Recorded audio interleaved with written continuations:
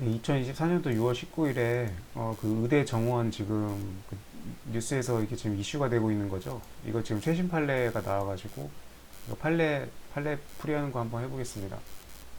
집행정지 사건이고요.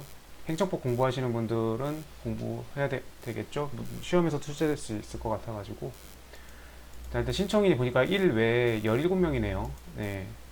신청이 좀 여러 명이고 이걸 왜 굳이 언급하는 이유가 이 신청인별로 원고 적격이 청구인 적격이 갈리기 때문에 이런 것들이 다 출제 포인트이기 때문에 그렇습니다. 피고도 마찬가지로 보건복지부 장관 외 1인이죠. 교육부 장관이고요.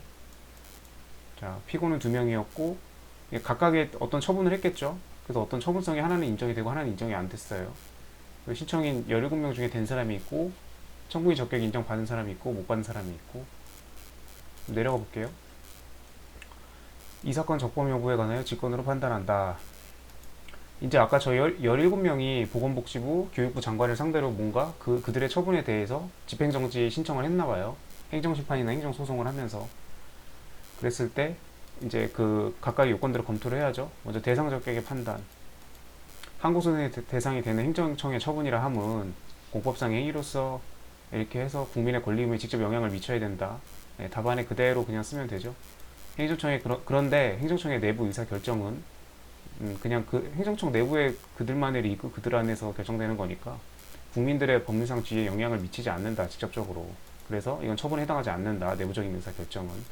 바로 나오네요. 자, 교육부 장관이 증원 배정을 했대요. 지금 의대 정원 지금 이거 지금 엄청 이슈죠. 의대 정원 2,000명을 증원해서 각 대학별로 배정을 한다고 증원 배정을 했대요. 앞으로 이렇게 부른대요.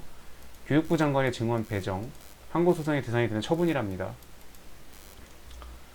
그리고 하나 더 나왔죠. 장관이 2명이었죠. 보건복지부 장관 정원을 이렇게 증원할 거라고 발표를 했대요. 보건복지부 장관은 발표를 했고 교육부 장관은 증원 배정을 했어요. 발표는 항고소송의 대상이 되는 처분으로 보기 어렵다. 왜? 내부적인 의사결정에 불과하다 이거겠죠. 자, 고등교육법은 어쩌고 나옵니다. 행정법을 보는 2차 논술로 보는 시험은 뭐 변호사 포함, 법원 행시, 그 다음에 행정사는 행정심판까지만 보죠. 그 다음에 노무사 행정쟁송법 있죠.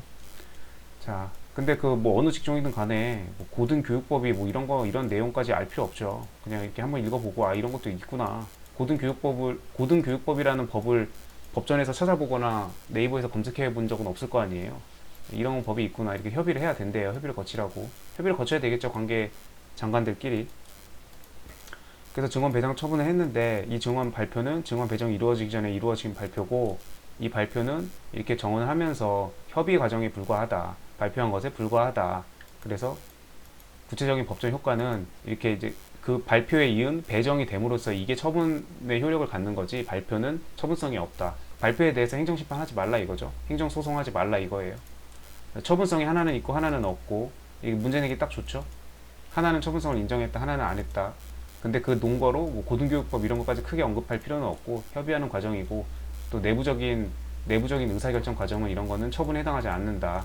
그건 내용 답안에 써주면 되고요. 알면 아무것도 아니지만 모르면 당황할 수 있는 전형적인 판례들이죠. 했다. 그 다음 교육부 장관이 한 증원 배정 이것만 처분이랍니다. 증원 발표는 행정청의 내부적인 의사결정을 대외적으로 공표한 것에 그친다. 국민의 권리 의무에 영향을 미친다고 볼 수 없다. 이렇게 됐고 이렇게 돼서 증원 발표는 별도로 항고소송의 대상으로 삼을 필요가 없답니다. 증원 발표가 처분성이 인정되지 않으니까 당연히 효력 정지든 집행 정지든 다 안 되겠죠. 네, 부적법 각하해야 되고 결론은 어떻게 될 거냐 그러면 부적법 각하입니다 라고 쓰면 되죠. 잘못이라 하겠으나 그냥 기도한다.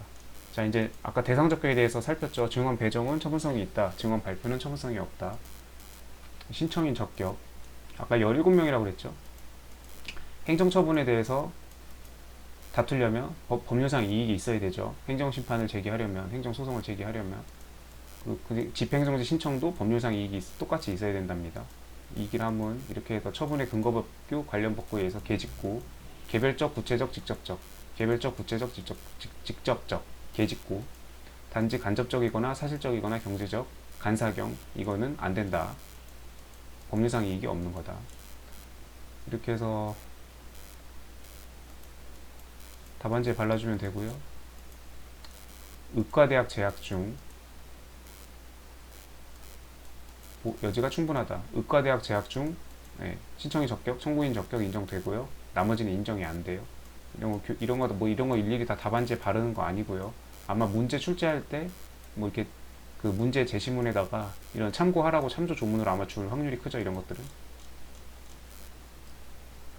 이렇게 해서 의과대학 재학 중인 학생들은 헌법 31조에 국민의 교육을 받을 권리가 있기 때문에 이렇게 해서 직접적으로 계직구의 법률상 이익이 인정된다. 재학 중인 학생들이요. 의과대학에.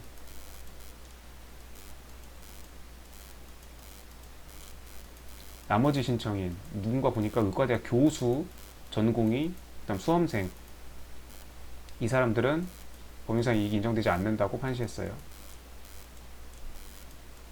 행정소송법 조항이고 그 행정사분들은 행정심판법만 적용되니까 행정심판을 청구한 걸로 해서 문제가 나오겠죠. 그럼 그에 맞게 쓰면 됩니다. 집행정지는 똑같이 다 있으니까요. 판단하여야 한다. 행정소송법 이상 중에 공공복리에 중대한 영향을 미칠 우려가 없어야 되는데 이 판례에서 했던 게 공공복리에 중대한 영향을 미칠 우려가 있다. 왜냐면 의대 증원해야 되니까. 그래서 집행정지가 허용되지 않는다고 판시한 사안입니다. 결론까지 정확히 맞춰줘야죠. 왜 그러냐면은 쭉쭉쭉쭉쭉 해서 이렇게 논거들 하고 뭐 국책연구소 기관에서 우리나라 의사가 10,000명이 부족하대요. 그걸 받아들여가지고 의대 정원에 지장을 초래할 우려가 있기 때문에 집행정지 안 된다.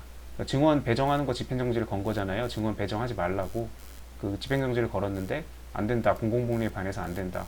국민의 보건에 중요한 역할을 미칠 수가 있다. 그렇게 했기 때문에 논거들은 쭉 읽어보고 뭐 어차피 이거 다 공부한다고 답안에 다 바를 수도 없거니와 중요한 내용 위주로 해서 기억나는 대로 쓰면 됩니다. 또 수험생들과 교육 현장이 상당 혼란을 야기한 적도 있고 이런 논거들을 쭉 했죠. 이렇게 해서 재항고를 모두 기각하고 집행정지를 받아주지 않은 사안이에요. 행정사, 노무사, 변호사, 법원행시 수험생들 공부해야 되고 사례 문제 예시를 제가 만들었어요. 의대 재학 중인 재학 중인 대학생 재학 중이라고 했으니까 의대 교수 을, 수험생 병, 의대 교수 을하고 수험생 병은 청구인 적격이 인정 안 된다고 그랬죠. 법률상 이익이 없다. 개별적, 직접적, 구체적 이익, 법률상 이익이 없다. 의대 재학 중인 간만 있다. 보건복지부 장관의 증언 발표 처분성 없고 여기에 흡수되니까 여기에 의미가 있는 거고 이건 내부적 의사결정에 불과하고 교육부 장관의 의대 정원 증언 배정에 대하여 행정심판, 행정소송으로 제기하면서 집행정지를 신청하였다. 가불병의 청구는 타당한지 논하시오. 받아들일 수 있겠는가? 뭐 이런 식으로 나오겠죠. 문제점, 제가 임의로 적은 거예요. 행정심판 소송의 요건인 청구인 적격, 대상 적격, 피고 적격, 소제기기간. 여기서 소제기기간은 문제가 안 되죠. 날짜도 안 나왔고요. 피고 적격 의미 없고 장관을 상대로 하면 되고 청구인 적격하고 대상 적격이 문제되죠. 판례에서는 대상 적격 먼저 논했으니까 보건복지부 장관의 증언 발표, 내부적 의사결정에 불과하고 어쩌고저쩌고 해가지고 처분성 부정된다. 교육부 장관은 처분성 인정된다. 청구인 적격, 의대 교수와 수험생 병은 청구인 적격이 없다. 그래서 논거는 공부한 대로 해서 최대한 발라주면 되고요. 기억나는 대로 의대 재학 중인 갑은 법률상 이익이 인정되므로 계직구 적어주고 간사경은 안 되고 간접적, 사실적, 간사경, 경제적 이익인 경우에는 법률상 이익이 인정 안 된다. 헌법 31조 이런 거 기억나는 대로 적어주면 뭐 알파죠. 그 다음에 집행정지 요건 검토.